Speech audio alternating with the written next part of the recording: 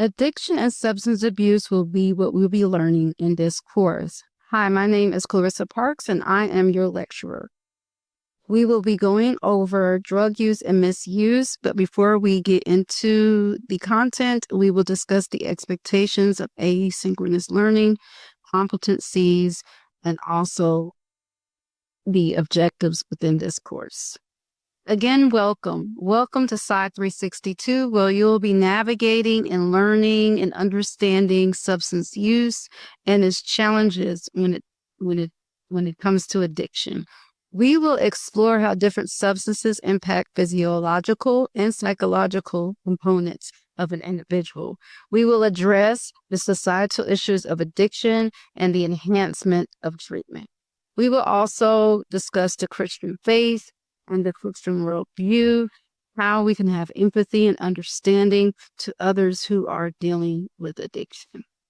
We will also discuss the advancement of treatment and how to take a holistic approach to understanding substance abuse and addiction.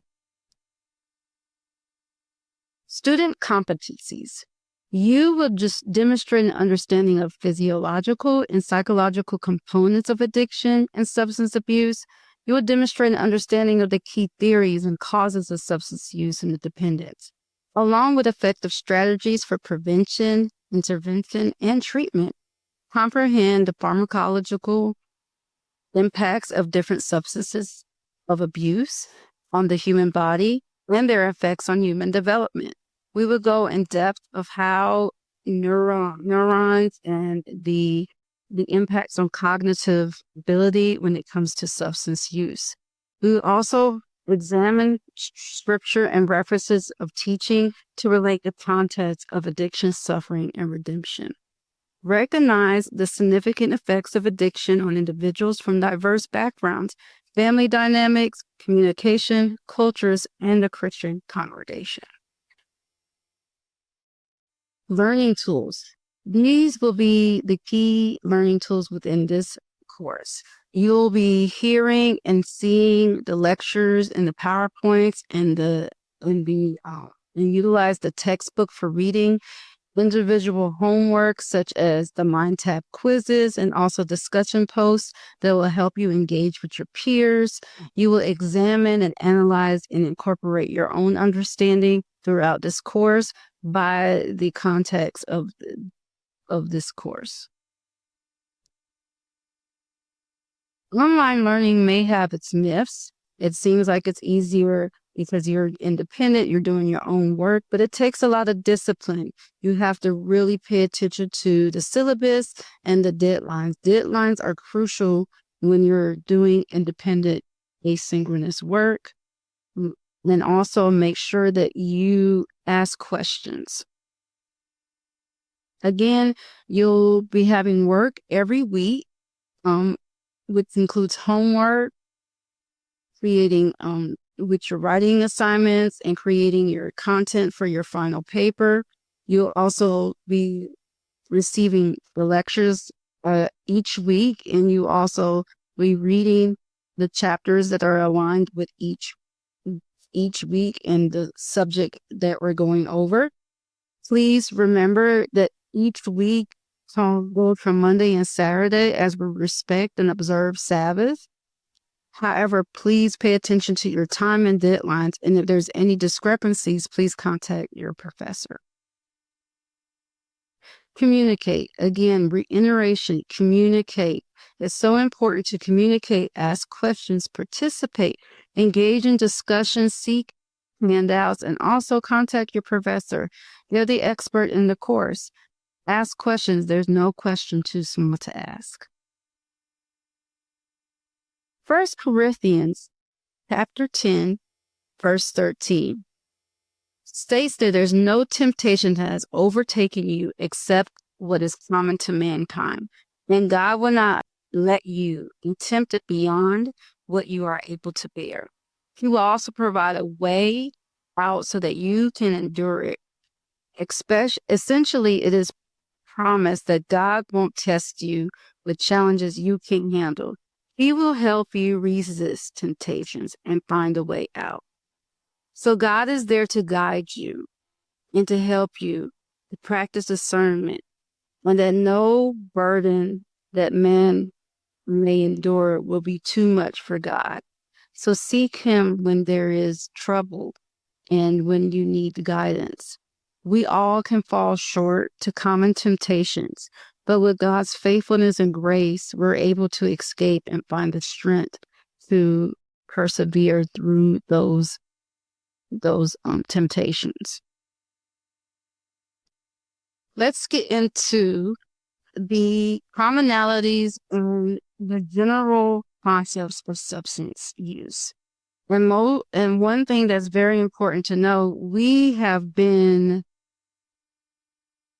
experiences and also been around drugs for several thousand years. Some were accidental and experimental, which led to the understanding of the potency and addictive traits that can come from different substances. And as we've experimented and learned, the scientists in pharmacology have classified drugs in several different classifications. And some of these are pretty familiar that you know because you have prescriptions, you've learned about drug use and not using drug use through programs in school and also through learning, and even our own personal experiences. They classify drugs by origin, by therapeutic use, such as if it's a stimulant or a painkiller or antidepressant.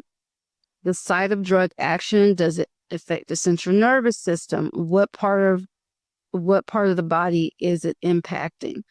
The chemical structure, the mechanisms of action, what are the drug effects? The street name. Understanding subcultures of drugs helps us classify them in the correct manner. We will definitely be focusing a lot about the psychoactive components of drugs. How does it affect the mood, thinking, and behavior of a human being? There is many reasons why there is multiple drug use. And its extreme can include taking drugs with different or opposite physical effects. And sometimes you don't know what drugs can do within correlation. When we get this prescribed medication, the doctor asks, what other medication do you take? Because if you take multiple drugs, it can impact and affect the effects of one drug to another.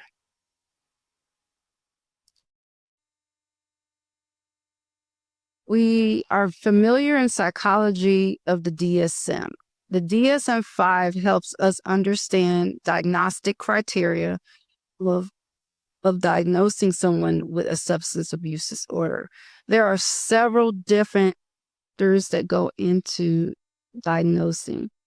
And within this criteria, at least two of the following would have to be met within a 12-month period. So within the DSM, they look at frequency, duration, or prominent factors that align with the disorder. So here are some of the ones that are within the DSM-5 when it comes to substance abuse. You have to either take a large amount over a long period of time. You have a persistent desire of using the drug. It's hard to cut down or control the use of the substance. It's been a great deal of time trying to receive the drug, like sometimes with opiates or painkillers, people doctor hop to receive the medication. You take frequent breaks if you're a chain smoker. Users have cravings and strong desires to use the substance. Recurrent use of substance results into failure to fulfill major roles, such as it impedes in your work, your lifestyle, and home.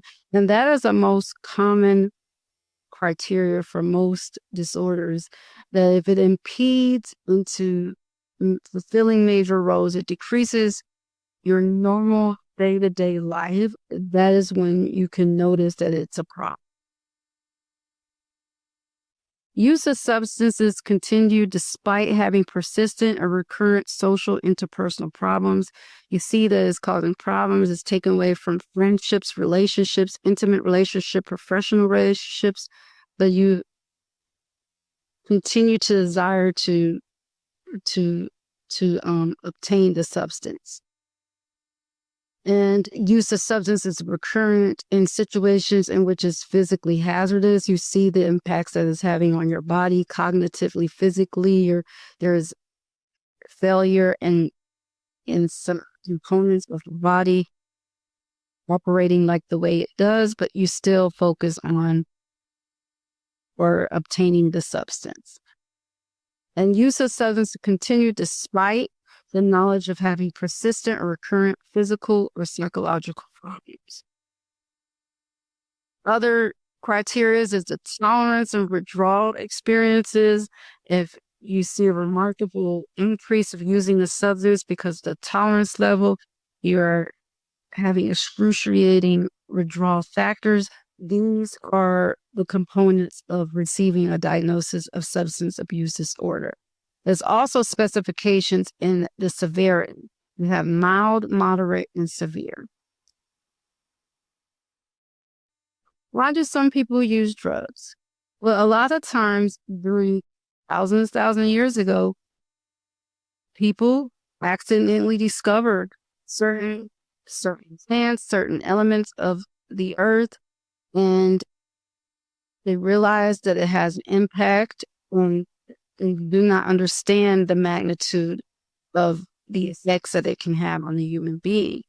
So a good example is in 6,400 BC, alcohol was accidentally stumbled upon due to fermentation. It was used for medicinal and traditional purposes. However, with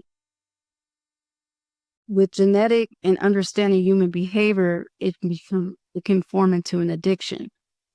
When you discuss like addiction, even in 19th century China, several million Chinese men and women became physically and mentally dependent on opium, even though it was at first used for medicinal and religious purposes. And in this photo, you see a man smoking. They are in traditional clothing and hairstyle.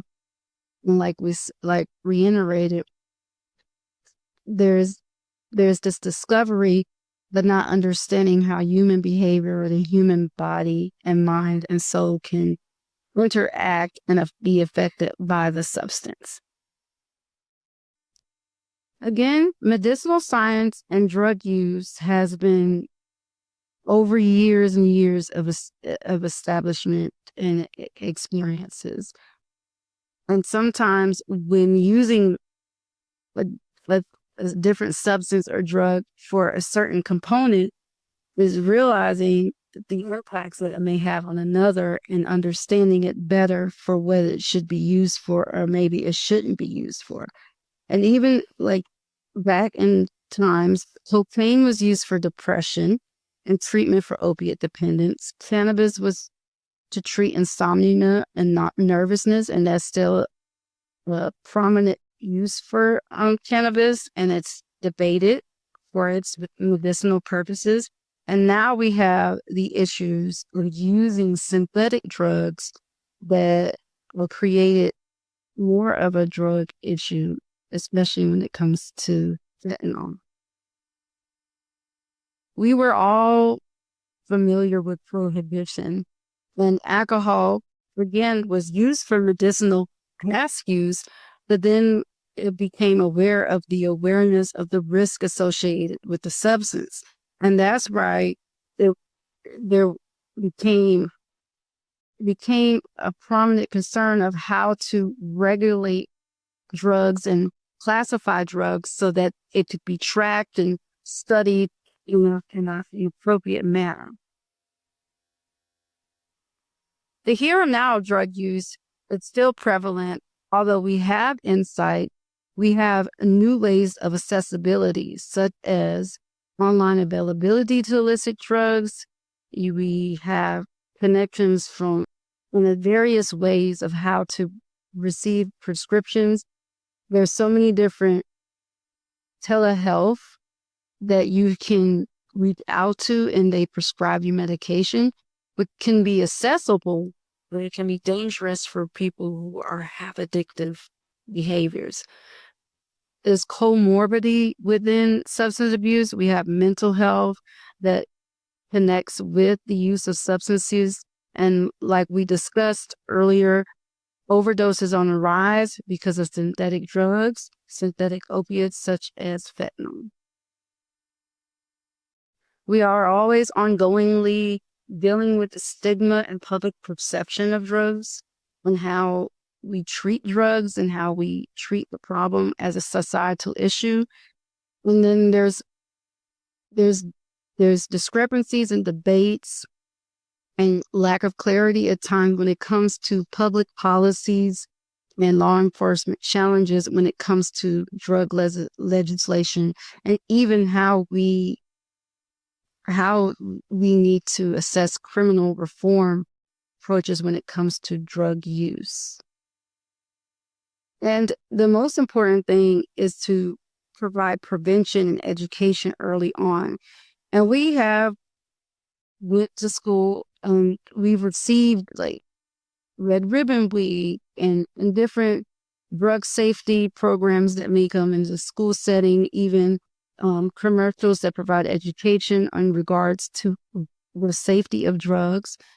However, it's important for ongoing prevention and understanding the societal issues and barriers within receiving treatment, also understanding the prevalency of drug use.